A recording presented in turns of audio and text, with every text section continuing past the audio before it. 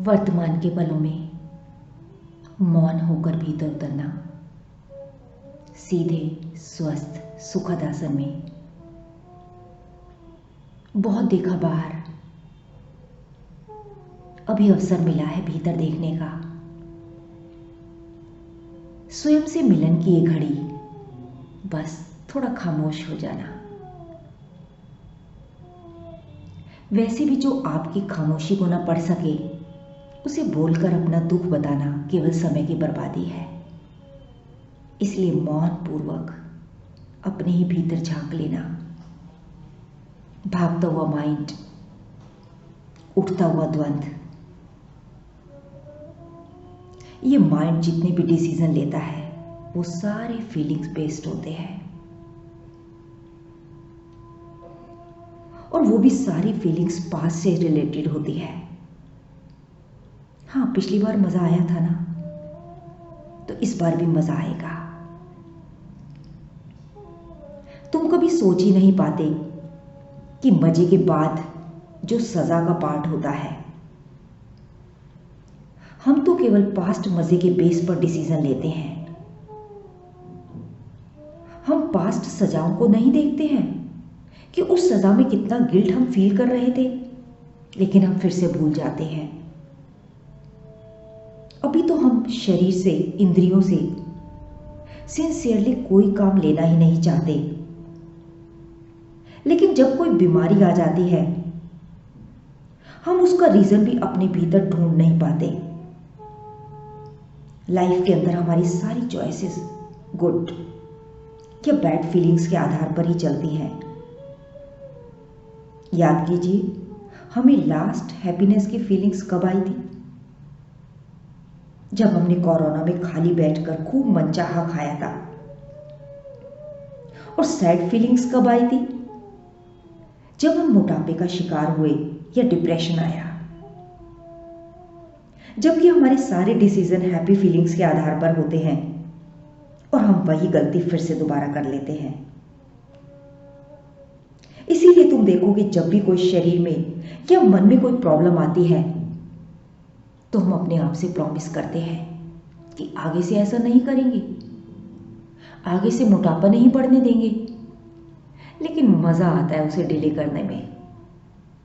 इसीलिए हम वापस उसी चक्रव्यूह में फंस जाते हैं।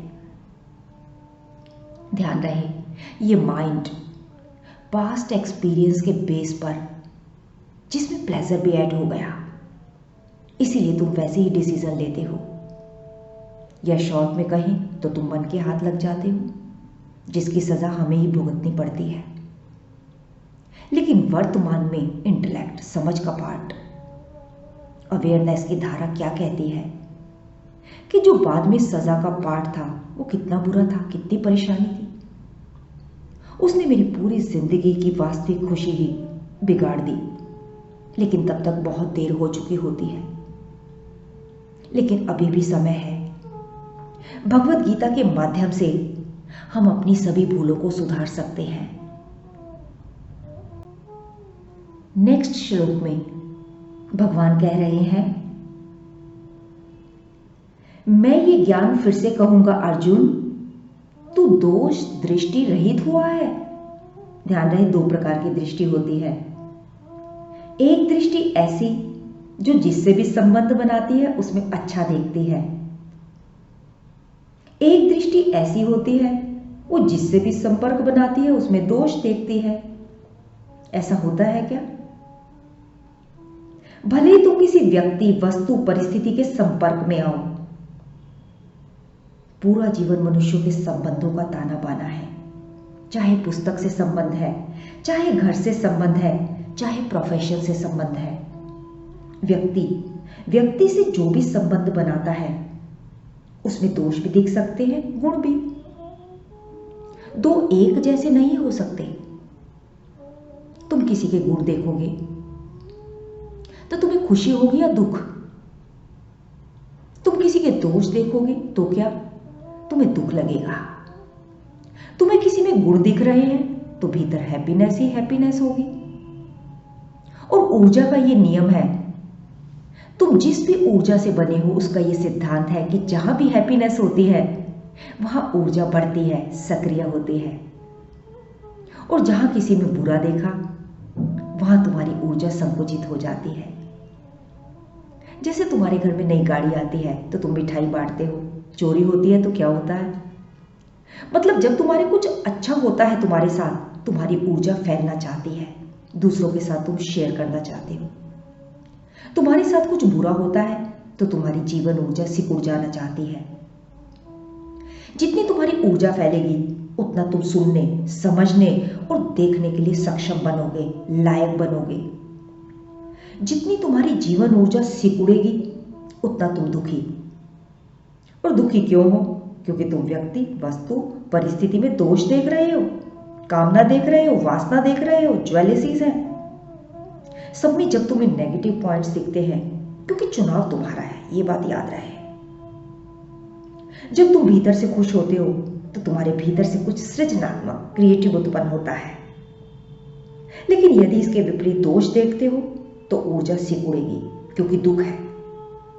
दुखी इंसान एक कोने में पड़ा रहना चाहता है। खुशी इंसान बांटना चाहता है, वह बांटता है, बांटने से वह खिलता है। जितनी तुम्हारी ऊर्जा सक्रिय होगी उतना तुम ईश्वर की भक्ति, विश्वास को अपने भीतर लेने में सक्षम हो जाओगे। क्योंकि अनंत व्यापक सृष्टि चल रही है। अगर तुम्हारे भीतर ही सिकुड़ाहट है तो उस अनंत को कैसे अपने भीतर लोगे? लेकिन यदि तुम्हारी ऊर्जा सक्रिय है, फैली हुई है, तो अनंत के सिग्नल्स, अनंत की अभिव्यक्तियां, इंट्यूशंस कैच कर लेती है। यहां भगवान श्री कृष्ण रहस्यात्मक बातें कहने वाले हैं, कुछ बताने वाले हैं।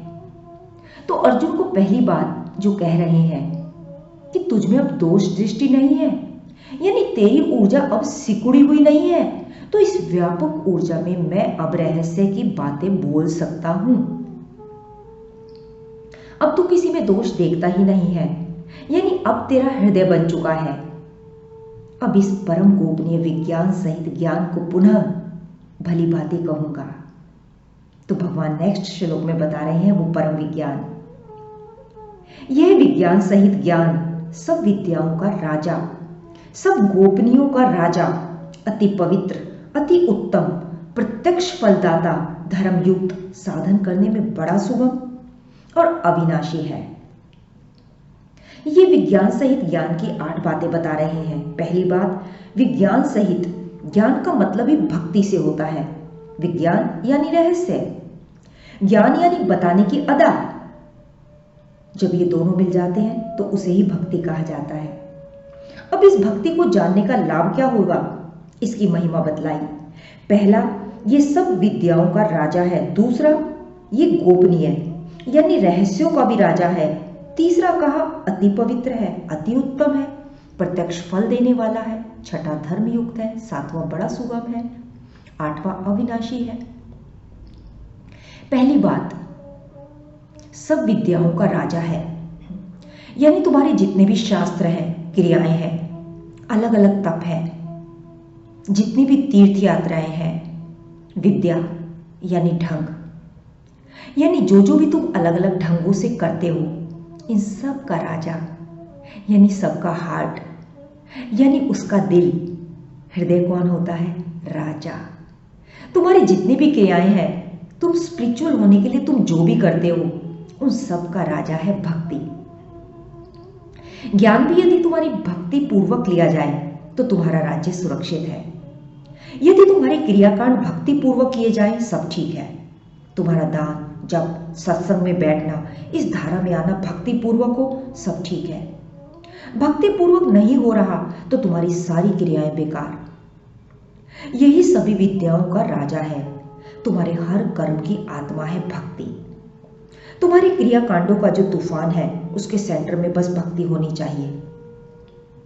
दूसरी बात, सब रहस्यों का राजा है, यानी सभी रहस्यों को तुम समझ ही तब पाओगे जब भीतर राजा हो। राजा है तो रहस्य है, यानी भीतर भक्ति का भाव है, तभी तुम इन क्रियाकांडों को अच्छी तरह समझ पाओगे। तीसरा कहा अति पवित्र है। भक्ति हमारी भीतर की मलिनता को हटाती है। क्रोध, राग, द्वेष मान को हटाती है, अहंकार को हटाती है। इसीलिए भगवान बता रहे हैं ये अति पवित्र है। नेक्स्ट में कहा ये अति उत्तम है, यानी सर्वश्रेष्ठ। तुम में बाकी जितने भी गुण हैं सब श्रेष्ठ हो सकते हैं, लेकिन सर्वश्रेष्ठ भक्ति है। भक्ति का गुण केवल अच्छा गा लेना ही नहीं होता। भक्ति यानी हृदय का निर्माण, इंटेलेक्चुअल डिवोशन, यानी सब में वो एक को देखता है। भक्ति यानी जो हर तरफ से भक्त की तरह आगे बढ़ना चाहता है, इसीलिए सर्वश्रेष्ठ है। नेक्स्ट कहा ये प्रत्यक्ष फल देने वाला है, यानी भक्ति अभी हुई और अभी तुरंत आनंद, तुरंत शांति, तुम सब में एक को देखते हो। और जब तक मैं विविधता पर दृष्टि रखूंगी तब तक द्वेष, राग की अनुभूति होती रहेगी। अरे सब में वही तो ऊर्जा है, उसके ऊपर दृष्टि लाओ, फिर न सुख रहेगा ना दुख। उसी स्थिति को परमानंद यानी भक्ति की स्थिति कहते हैं, परम आनंद। इसका प्रत्यक्ष फल है। अगले भाव में आनंद देगा या इसी पल में, भीतर का अनुभव कीजिए।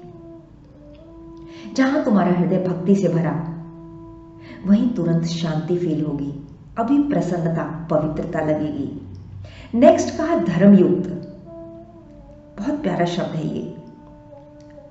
धर्म यानी स्वभाव। भक्ति तुम्हें तुम्हारे स्वभाव की ओर ले जाएगी। पानी का स्वभाव है, यानी पानी का धर्म है शीतलता, अग्नि का स्वभाव है जलाना। ठीक ऐसे ही भक्ति का स्वभाव है, वह तुम्हें भगवान तक पहुंचाकर रहेगी। और ये भक्ति बहुत सुगम है, बहुत ही इजी। किस प्रकार, यह हम नेक्स्ट वॉल्यूम में जानेंगे। तब तक जागे रहना, इंतजार के पलों में रहना। और इसी भक्ति की पराकाष्ठा है काश। काश दिल की आवाज में इतना असर हो जाए, हम जिन्हें याद करें उनको खबर हो जाए। इंतजार के पलों में रहना, खुश रहना।